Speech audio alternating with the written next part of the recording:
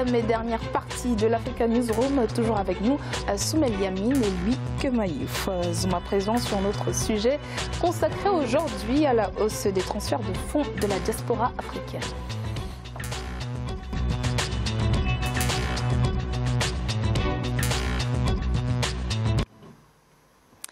La diaspora africaine de plus en plus dynamique. Selon un nouveau rapport de la Banque mondiale paru le 8 avril, la diaspora africaine issue de la région subsaharienne a envoyé environ 46 milliards de dollars de fonds vers le continent en 2018, un chiffre en hausse de 9,6% par rapport à 2017. Siemlo Victoria Seji. En 2018, l'Afrique subsaharienne a reçu un transfert d'environ 46 milliards de dollars de fonds de cette diaspora, selon ce qu'a déclaré la Banque mondiale dans un nouveau rapport. En 2017, les envois de fonds étaient estimés à 42 milliards de dollars. Pour l'institution financière, cette hausse s'explique par la solidité des conditions économiques dans les pays à revenus élevés où travaille la diaspora. Ceux qui partent apportent à la fois les biens et services pour que les investissements aient lieu à partir des fonds transférés. L'aide aux familles qui sont restées dans les villages, la construction des maisons.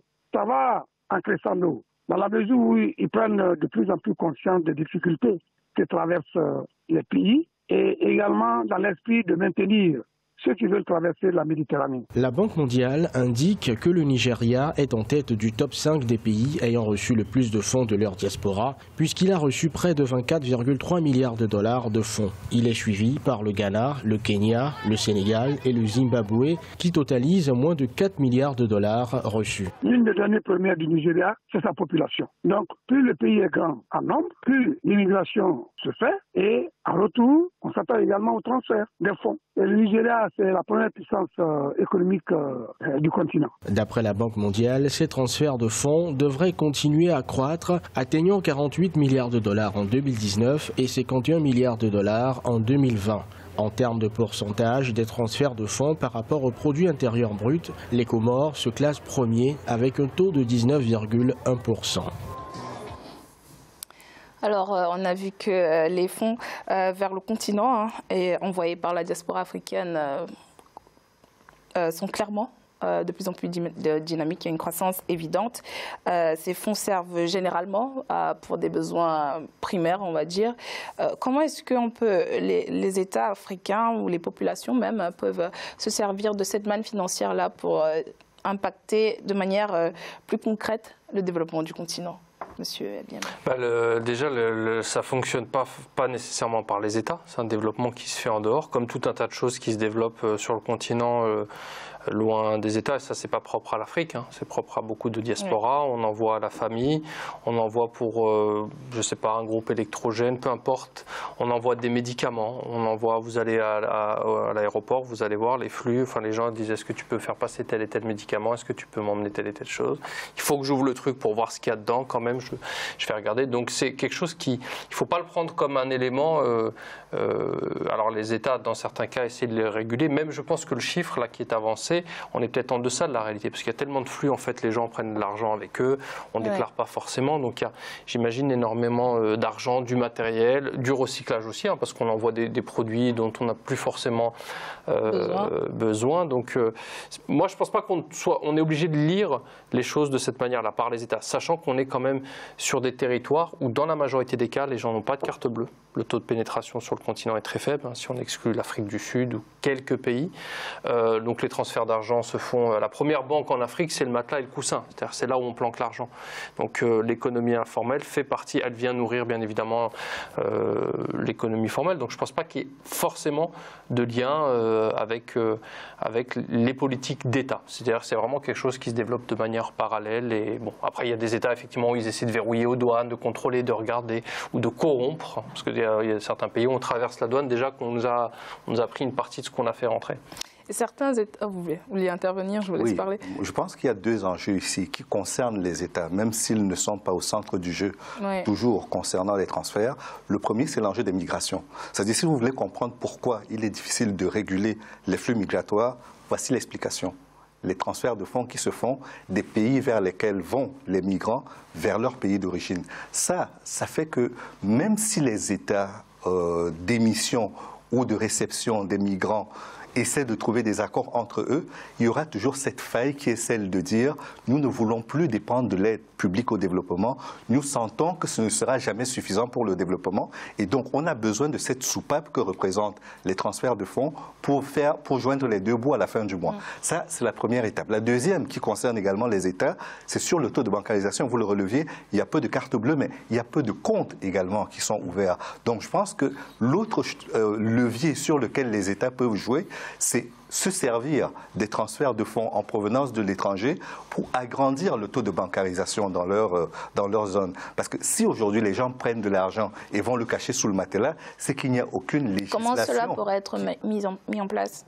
Obliger les gens, quand ils reçoivent de l'argent par un transfert, par exemple, à ouvrir un compte vers lequel ça transférera, ça va transiter. C'est ce que le Nigeria fait aujourd'hui. Quand on vous envoie de l'argent au Nigeria, vous êtes obligé d'ouvrir un compte. On ne vous remet pas toutes les espèces en main. Vous ouvrez un compte et après, vous vous servez de cet argent autant que vous le voulez. Mais il y a déjà un compte qui a été ouvert. Ça fait un compte de plus. Donc je crois que ces deux enjeux, les États devraient arriver à sérieusement s'en accaparer pour résoudre des problèmes socio et économiques qui sont réels. Et l'autre dimension, quand on a relevé ces deux-là, c'est aussi de dire que la question des transferts de fonds aujourd'hui est majoritairement gérée par des entreprises étrangères et occidentales. C'est elles qui tirent le plus gros bénéfice de cette entreprise. Même si du côté de la Somalie, il y a des techniques qui ont permis de faire qu'entre Somaliens, on arrive à transférer de l'argent à la fois de l'extrême-orient de l'Europe sans passer par le système bancaire ou les sociétés de transfert de fonds. Est-ce que ces entreprises-là devraient, par exemple, payer des taxes aux États africains? C'est pas que payer des taxes, c'est qu'elles devraient avoir une vertu, une responsabilité sociétale qui fait qu'elles s'investissent suffisamment sur place pour renforcer le tissu économique et fiscal de ces pays-là. C'est-à-dire que c'est des entreprises qui sont là en quelque sorte pour ramasser tous les bénéfices liés au transfert d'argent, mais sans véritablement s'investir en tant qu'institution bancaire dans les pays. Et je pense que c'est ça l'élément manquant dans le maillon, dans la chaîne de responsabilité qui devrait être celle du transfert, des transferts de fonds en provenance de l'étranger. Alors, vous avez parlé d'aide au développement. Certains gouvernements, comme le gouvernement éthiopien, ont compris justement l'importance de cette diaspora-là. Abiy Ahmed, le Premier ministre éthiopien, en juillet 2018, il a lancé une opération séduction auprès de la diaspora éthiopienne, justement pour que la diaspora puisse participer au financement des infrastructures du pays, au projet de développement. Est-ce que c'est une formule que vous pensez pourrait être viable dans d'autres pays africains? Parce qu'apparemment, depuis le lancement en octobre 2018 du système de paiement, plus de 1,8 million de dollars ont déjà été récoltés en fait. Oui, bien évidemment. C'est un acteur maintenant. Les diasporas, ce sont des acteurs. Ça dépasse le continent africain. Vraiment, ça, il faut bien l'analyser quand on parle de la diaspora libanaise qui est plus importante en dehors du pays qu'au Liban. Donc il y a cette dimension-là, mais il ne faut pas la prendre que comme une dimension économique. Parce qu'il y a... Vous prenez les Afro-Américains, ou même en Europe, des gens qui aujourd'hui sont de deuxième, troisième génération. Ils ont un lien, ils ne connaissent pas forcément la langue des grands-parents, ils ne sont pas été sur le terrain, ou alors ils n'ont pas forcément une bonne expérience, ils ont du mal avec les codes. Mais symboliquement, ils vont peut-être sortir le drapeau, ils vont aller, je ne sais pas, se présenter à un concours de Miss Mali, etc. Donc il y a une dimension symbolique, tout comme c'était le cas avec, une fois de plus, les Afro-Américains, la mythologie du retour avec Marcus Garvey, toutes ces choses-là. Donc cette dimension-là, elle est très importante. C'est-à-dire ils vont apporter un plus au pays, ils vont apporter en termes d'image, en termes de territoire. Regardez, aujourd'hui, le Cap-Vert, son image, c'est Césaria Evora. Césaria Evora, elle a été d'abord connue du public français, européen, et aujourd'hui, le Cap-Vert, il peut se vendre comme destination touristique, en partie grâce à cette figure-là. Donc cette dimension-là symbolique, souvenez-vous des propos de Kylian Mbappé après la Coupe du Monde, où il disait qu'il avait un intérêt pour ce qui se passait en Afrique. Alors peut-être que lui, c'est une troisième génération, le fruit d'un métissage qu'on retrouve en France, mais il a un lien, peut-être que demain, il aura des choses à apporter, peut-être qu'il y aura une image, etc. Donc cette dimension-là, il ne faut pas la voir que d'un point de vue économique et simplement de l'envoi. C'est aussi des compétences, c'est aussi aussi des ressources. Donc ça, c'est une dimension importante. Et puis quand on parle de flux financiers, il faut parler aussi de ceux qui quittent le continent pour venir en Europe. Cette fameuse bourgeoisie comprador, c'est-à-dire les gens qui s'accaparent des richesses et qui vont les mettre ici, ils vont aller sur les Champs-Élysées. Bon, c'est un petit peu fermé en ce moment, mais voilà, c'est-à-dire qu'ils vont aux Champs-Élysées, en Suisse, tout ce qu'on connaît aussi. Donc ce sont des flux qui marchent dans les deux sens. Et l'enjeu, le véritable enjeu du développement du continent, c'est que pour l'instant, pour le moment, pourquoi le continent a du mal encore à décoller, c'est qu'on reste sur de la matière première.